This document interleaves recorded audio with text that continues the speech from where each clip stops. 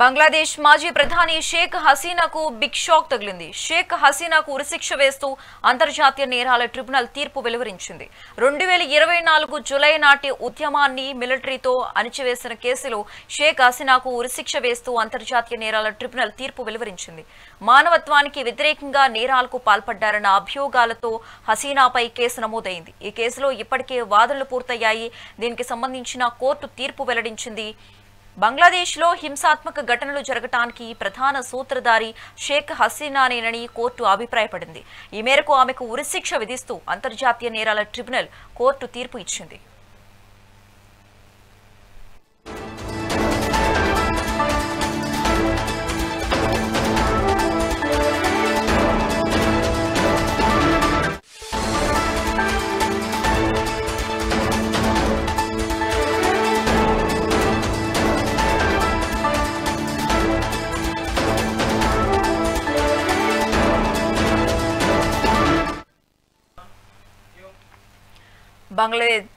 బంగ్లాదేశ్ మాజీ ప్రధాని Sheikh హసీనాకు big shock తగిలింది. షేక్ హసీనాకు ఉరిశిక్ష వేస్తూ అంతర్జాతీయ నేరాల ట్రిబ్యునల్ తీర్పు వెలువరించింది. ఇక ఇదే అంశానికి సంబంధించి మోర్ అప్డేట్స్ మా ప్రతినిధి చిన్నబాబు ఫోన్ ద్వారా అందిస్తారు.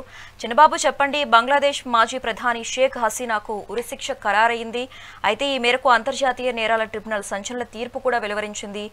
గత ఏడాది నాటి ఢాకా అల్లర్ల కేసులో హసీనా దోషిగా నిర్ధారించింది కూడా కోర్టు. అయితే ఈ నేపథ్యంలోనే హసీనాకు కోర్టు ఉరిశిక్ష విధించినట్లుగా తెలుస్తోంది. దీనికి సంబంధించి ఓవరాల్ గా డీటెయిల్స్ ఇవ్వండి.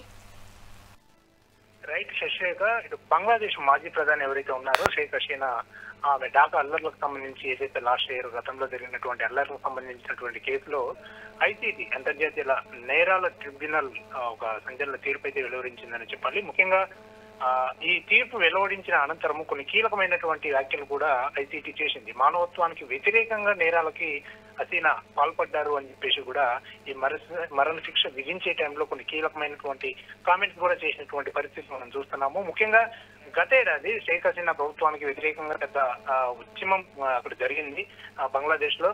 దీంతో ఆమె ఇటు కట్టుబట్టలతో కూడా పారిపోయి భారత్ కు వచ్చి తలదాచుకున్నటువంటి పరిస్థితులు అన్ని కూడా మనం చూసాం. ప్రస్తుతం అయితే ఆమె ఢిల్లీలో ఉంటున్నట్టు తెలుస్తుంది. అయితే షేక్ హసీనాపై మానవత్వానికి వ్యతిరేకంగా నేరాలకు పాల్పడ్డారని చెప్పేసి కొన్ని కేసులు నమోదయ్యాయి, అభియోగాలు నమోదైనాయి. అయితే షేక్ హసీనాకి వ్యతిరేకంగా ఏదైతే అప్పుడు హింస రాజుకుందో బంగ్లాదేశ్ లో, ఆ టైంలో దాదాపు 1400 మంది మరణించి ఉండవచ్చు అని చెప్పేసి కూడా అటు ఐక్యరాజ్య సమితి కూడా ఫిబ్రవరిలో రిలీజ్ చేసినటువంటి ఒక నివేదికలో కూడా పేర్కొన్న విషయం మనం చూసాం. సో ఈ నేపథ్యంలోనే ఇటు హసీనాకైతే మరణ శిక్ష విధించాలని చెప్పేసి కూడా చీఫ్ ప్రాసిక్యూటర్ అయినటువంటి మహమ్మద్ తాజుల్ ఇస్లాం ఆయన డిమాండ్ చేసినట్టు కూడా మనం వింటున్నాం. సో అయితే ఈ నేపథ్యంలోనే అటు ఆమె మీద కేసులు నమోదవ్వడము, ఈ 1400 మంది మరణించారని చెప్పేసి ఐరాస చెప్పడము, వీటన్నిటిని నేపథ్యంలోకి తీసుకుని పరిగణలోకి తీసుకున్నటువంటి ఐసీటీ అంతర్జాతీయ నేరాల ట్రిబ్యునల్ అయితే కోర్టు అయితే సంచలన తీర్పు అయితే వాళ్ళ వెల్లడించిందని చెప్పాలి.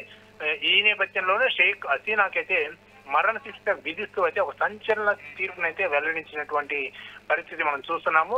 అయితే ఢాకాలో నిరసనకారులపై ఇంతకుముందు అంటే ఆమె అసలు ఏం చేసింది, దేని వలన అటువంటి నిర్ణయం తీసుకోవాల్సి వచ్చింది కోర్టు అనే ఒక విషయానికి మనం వస్తే, షేక్ హసీనా రైటు 2024 ఆగస్టు 5వ తారీఖు జరిగినటువంటి అల్లర్లకు సంబంధించి ఢాకాలో కాల్పులు జరిపారని, వారిపై హెలికాప్టర్లు, ప్రాణాంతక ఆయుధాలు కూడా నిరసనకారుల మీద ఉపయోగించాలని చెప్పేసి అప్పుడు ప్రధానిగా ఉన్నటువంటి షేక్ హసీనా వాళ్ళ మీద ఎటువంటి చర్యలు తీసుకోవాలని చెప్పేసి కూడా ఇటు ఆమె ఆదేశించినట్టు తెలుస్తుంది.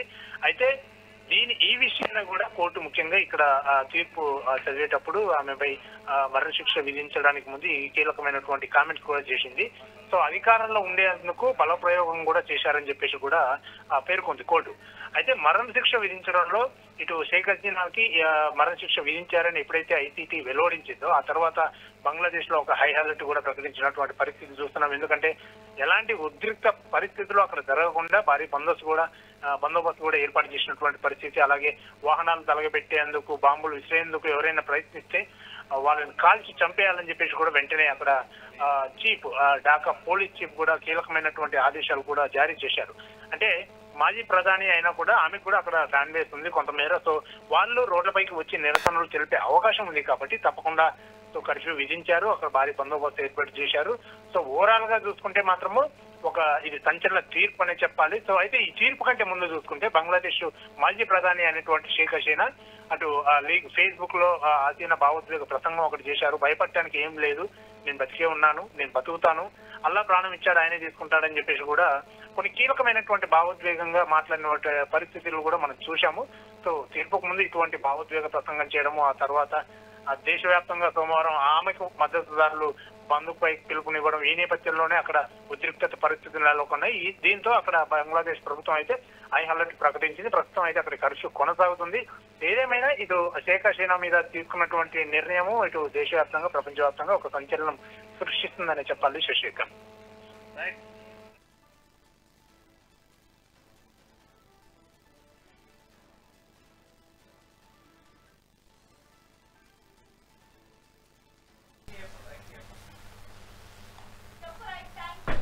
Right, thank you Chinnababu.